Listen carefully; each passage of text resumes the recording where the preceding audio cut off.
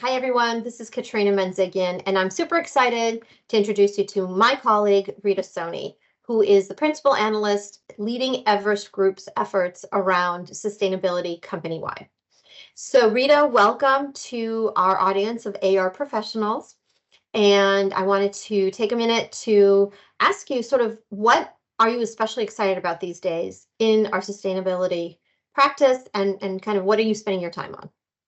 Thanks so much, Katrina. I'm really excited to talk to your AR community. I've been with Everest Group now for 3 years, and we began our journey with looking at what does purpose look like for the industries that we talk to. And we refocused a lot of the energy instead of all of the different acronyms to really focusing in on our impact on the environment and our impact on people and society at large. And we've also made sure that there's a really big focus on creating a business case for those activities, be it for scale or for generally profitability. So one of the first things that we did was look at sustainability, technology, and services as a full-fledged research area and membership. Since then, we've created several peaks. We've done one around enablement, which is kind of looking all encompassing across all of those factors that we discussed. We have a net zero peak, a data management, one across IT services and engineering services. So the peaks are an exciting information for the market because we go into such depth.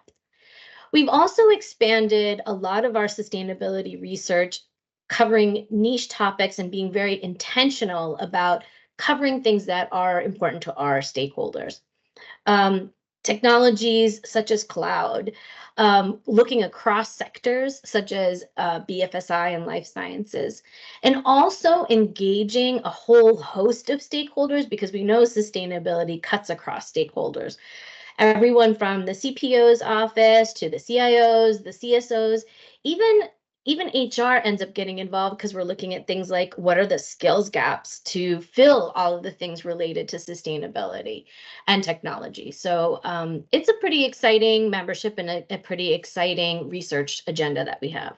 Yeah, that's pretty cool. And I know you personally bring a lot of background because you've been with NASCOM, you've been with the Rockefeller Foundation, you helped create the discussion around impact sourcing over 12, maybe like 12 years ago when we first met you, when you were at Rockefeller Foundation. So I know that you're coming at this from the ground up perspective, which I love. And the membership you've created is such a resource for a company because you cover such a broad space. So through that one membership, the teams working on sustainability topics with any company can touch a resource that covers a wide range of technology and enablement and talent and environment and social and all that. So that's really cool. So how are you doing all of this?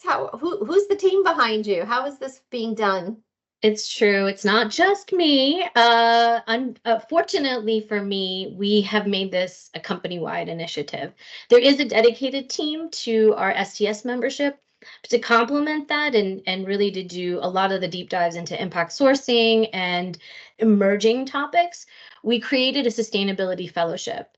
This is a competitive fellowship where our analysts from across the firm apply for the fellowship and are selected and spend 25% of their bandwidth on the sustainability topics.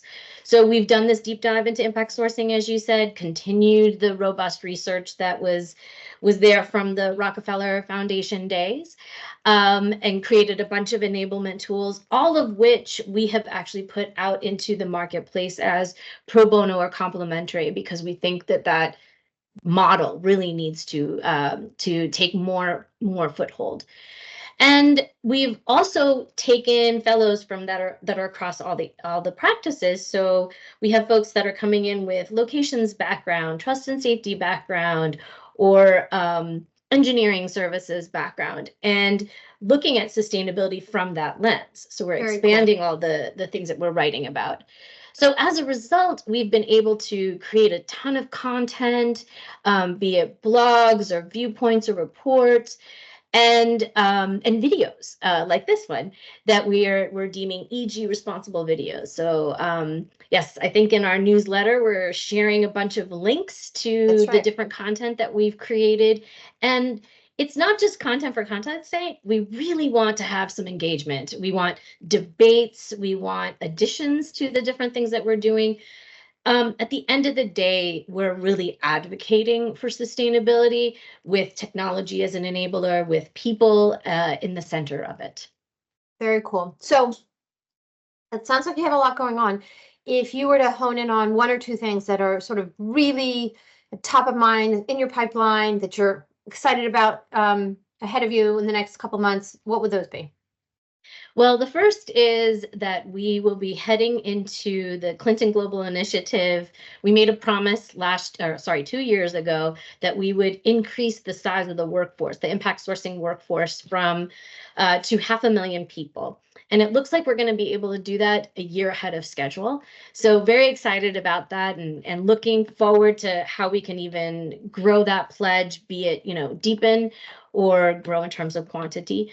The second thing that I'm really excited for is, as we begin to cover some of these niche topics, going really deep. For example, we've started a conversation across our ITS team and our BPS team, thinking about supply chains and thinking about circularity and sustainability within supply chains, and looking at what are all the overlaps. So we're deepening our knowledge in this space and putting out that research and engaging providers and enterprises that are working in this to make it all a reality. That's so cool. And as you said, people can learn more about all of this by the links that are in the newsletter. So thank you, Rita. Good luck. You have a noble mission. And looking forward to chatting with you again in the future. Thanks so much.